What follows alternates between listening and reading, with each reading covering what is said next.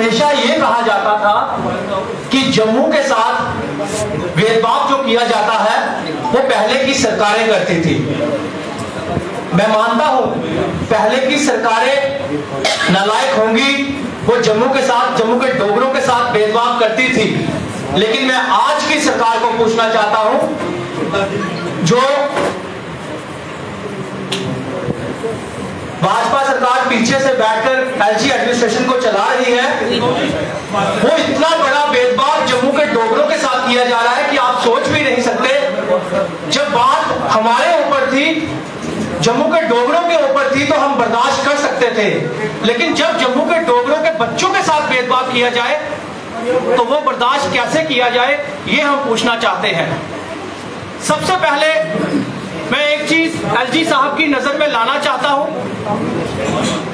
वो क्या है, शायद उनको पता होगा, पूरे देश में जिस तरह स्मार्ट मीटर 1 मीटर भी नहीं लगा, उसी तरह न्यू एजुकेशन पॉलिसी 2020, ध्यान से सुनिएगा, न्यू एजुकेशन पॉलिसी 2020 पूरे देश में लागू नहीं हुई, लेकिन जम्मू कश्मीर में इन्होंने 2020 की एजुकेशन, न्यू एजुकेशन पॉलिसी के हिसाब से सीयूईटी के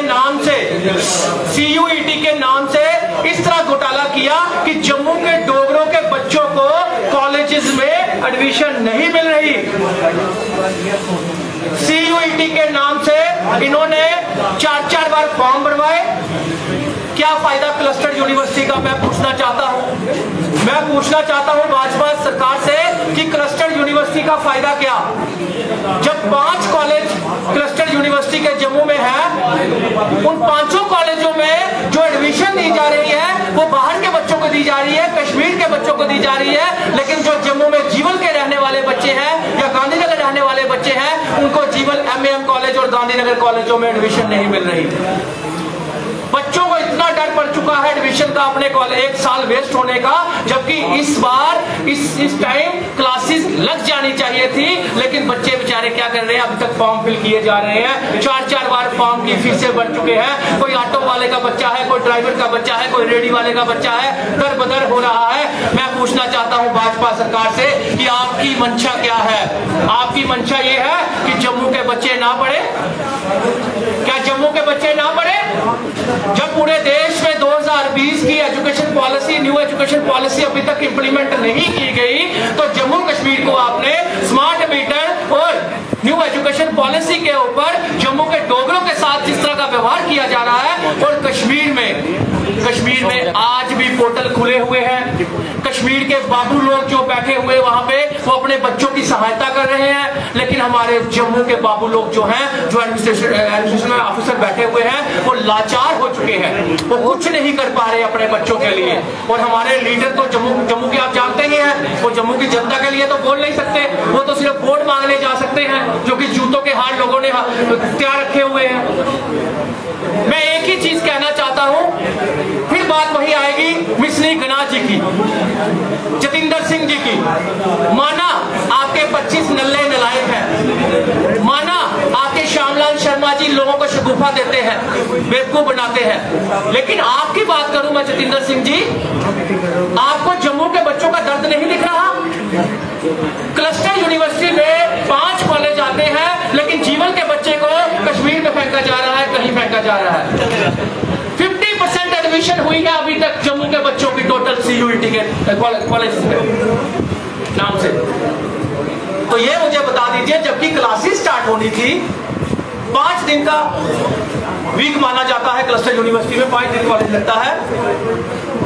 6 महीने का सेमेस्टर जो इन्होंने कंप्लीट करना होता है, वो 2 महीने ही मिलते हैं, 1 महीना पेपर के लिए लगता है। तो आप मुझे बता दीजिए, ये जम्मू के डोगरों के साथ इस तरह का बिहेव करना क्या अच्छी बात है? जम्मू के डोगरों को आपने स्मार्ट मीटर के नाम से लूट लिया, अब बच्चों को एडमिशन तक नहीं दी जा रही जम्मू के कॉलेजेस में। बच्चे 4 कॉलेज में फॉर्म भरने पड़ते हैं, क्योंकि एक ही डेट, एक ही टाइम निकाला जाता है। तो मुझे बताइए कि जम्मू का बच्चा कहां जाए? फिर जम्मू और कश्मीर में भेदभाव किया जा रहा है। शराब की दुकानें खोली जाएंगी, जम्मू में खोली जाएंगी। स्मार्ट कश्मीर वाले तो चाय फेंकते हैं आपके ऊपर तो आप भाग जाते हो।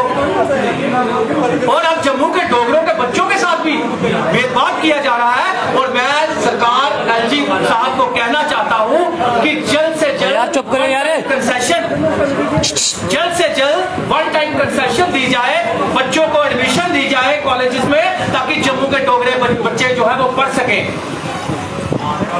और स्मार्ट मीटर, मैं स्मार्ट मीटर की बात करूं तो मैं एलजी साहब से कहना चाहता हूं किस चीज का इंतजार किया जा रहा है। जतिंदर सिंह जी, किस चीज का इंतजार किया जा रहा है? आपके एक डीडीसी को लोगों ने मार मार के भगाया।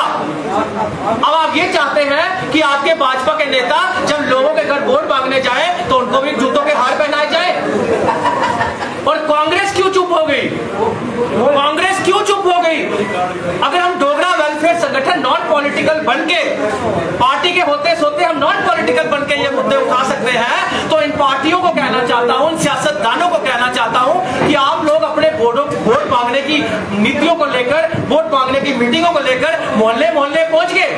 स्मार्ट मीटर का मुद्दा आप नहीं उठा सके, जम्मू के डोगरों का मुद्दा आप नहीं उठा सके, शराब की दुकानें आप नहीं बंद कर सके। शराब की दुकानों में आप देख ही रहे हो कि जगह जगह मंदिरों के बाहर तक शराब की दुकानें खोल दी गई है। लेकिन जम्मू के डोगरों को खत्म करने की जो साजिशें रची जा रही है भाजपा कांग्रेस के द्वारा मिलजुल कर, ये हम नहीं होने देंगे। और वन टाइम कंसेशन दी जाए, बच्चों को एडमिशन दी जाए जम्मू के डोगरों को। क्लस्टर यूनिवर्सिटी, जिस तरह बाबा गुलाम शाह यूनिवर्सिटी जो राजौरी में है, अगर राजौरी के बच्चों के लिए 20% रिजर्वेशन की गई है, तो जम्मू में क्लस्टर यूनिवर्सिटी के अंदर जो 5 कॉलेज आते हैं, यहां पे भी 20 से 30% जम्मू के डोगरों के लिए यहां पे भी रिजर्वेशन की जाए, ताकि जम्मू के डोगरों को बच्चों को बाहर ना जाना पड़े।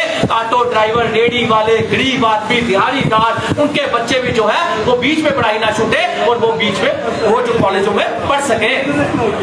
बस यही कहना चाहता हूं, स्मार्ट मीटर जल्द से जल्द हटाए जाए। शराब की दुकानें तो आप रहे बंद करने वाले, स्मार्ट मीटर जल्द से जल्द हटाया जाए, बच्चों को वन टाइम कंसेशन दी जाए, पुराने बिल माफ किए जाए स्मार्ट मीटर के, और प्रीपेड सिस्टम बंद कर दिया जाए, स्मार्ट मीटर डिफर किया जाए। जब पूरे देश में न्यू एजुकेशन पॉलिसी और स्मार्ट मीटर की पॉलिसी इंप्लीमेंट नहीं हुई, तो जम्मू कश्मीर को एक्सपेरिमेंट और प्रैक्टिकल करने के लिए क्यों रखा है भाजपा ने, ये समझ नहीं आ रही। जतिंदर सिंह जी, अपनी पीठ थपथपाने के लिए आपने जम्मू कश्मीर के डोगरों को खत्म कर दिया। ये और सारे का सारा जो जिम्मा जाता है, 25 नल्ले तो पहले ही नलायक थे, लेकिन जतिंदर सिंह जी, अब मुझे लगता है आपको भी नलायक ही बोलना पड़ेगा, क्योंकि आपका भी मौन व्रत नहीं टूट रहा। धन्यवाद।